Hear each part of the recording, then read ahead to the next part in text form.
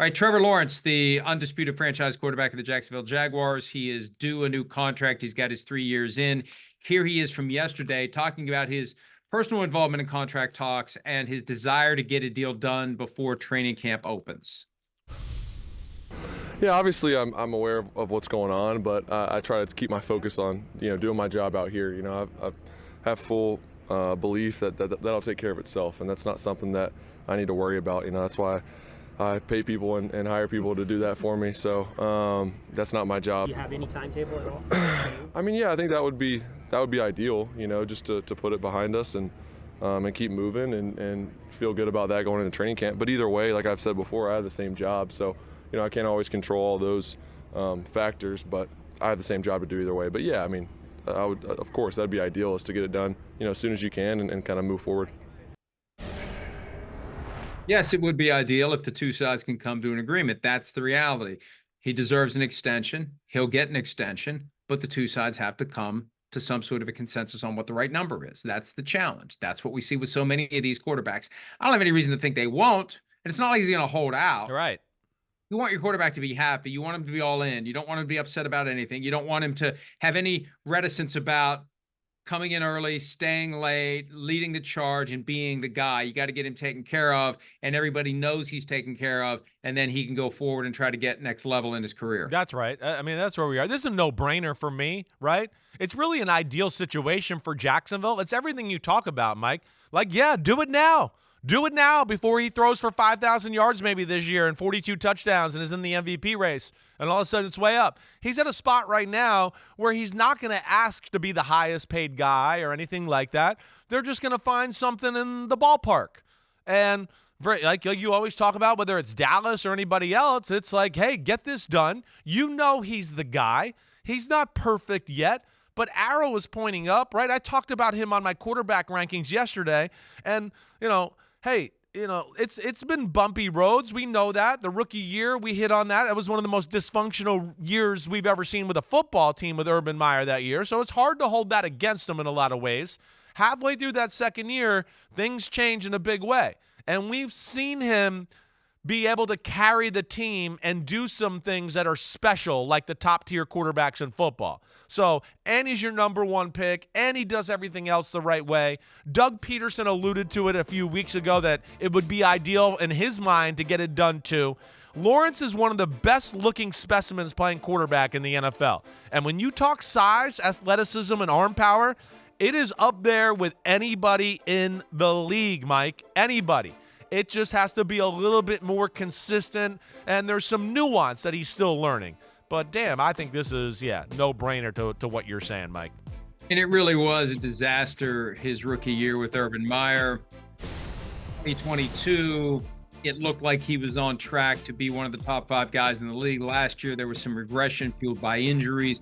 And, the other wild card in all this, will the Jaguars properly value him? Dysfunctional teams do dysfunctional things, and I'm sorry, Jaguars fans, but you have to admit that there have been some dysfunctional aspects of that franchise in recent years. Will they figure it out? Will they make it happen? Will they get it done? What do you think the number will be? I assume it starts with a 5. Yep.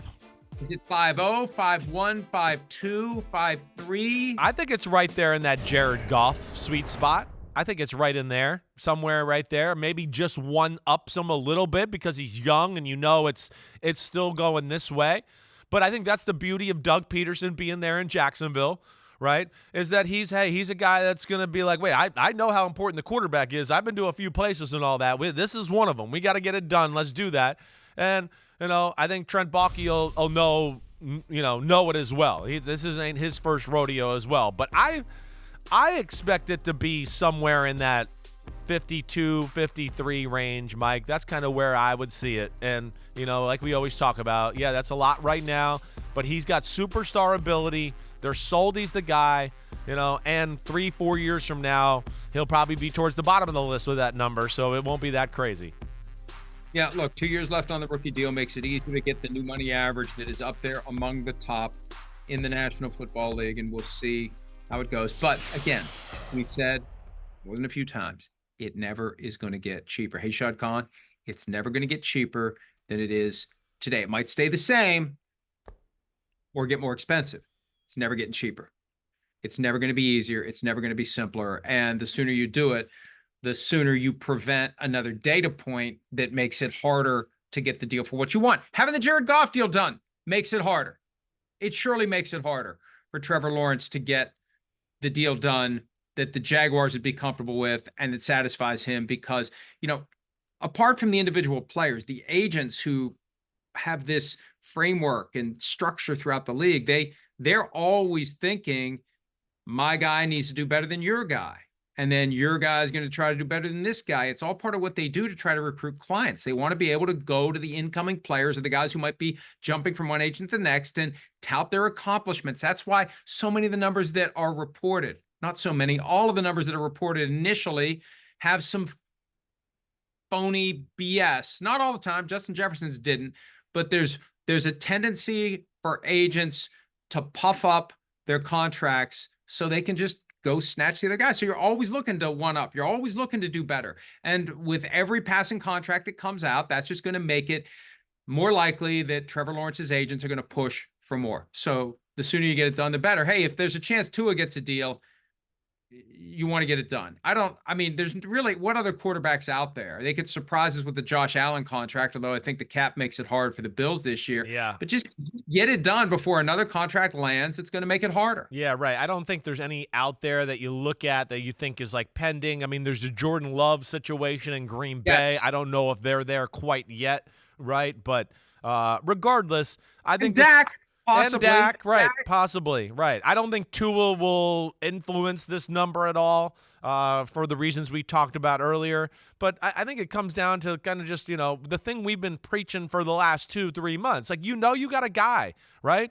Is he Mahomes? Is he Josh Allen? I don't know about that yet, but he's damn good. And he's got a lot of the traits to go, whoa, that's special. Right? And some of the other stuff is just fine-tuning. Hey, he's young. He's still learning a few things, and things haven't been perfect. And let's not forget, regression last year happened because one thing that was apparent to me when I went back for my quarterback rankings and watched film was, holy shit, Batman, they couldn't protect Trevor Lawrence last year. I mean, it's actually some of the games are comical. I go, my gosh, it's 30 drop back passes, and 24 of them, he literally had to be like, I got to throw it because I'm about to get wrecked here. I mean, so they couldn't run, they couldn't protect last year, and they've made all the proper adjustments, I think, here this offseason to stop that, to now where we can see the best of Trevor Lawrence once again, and hopefully that happens.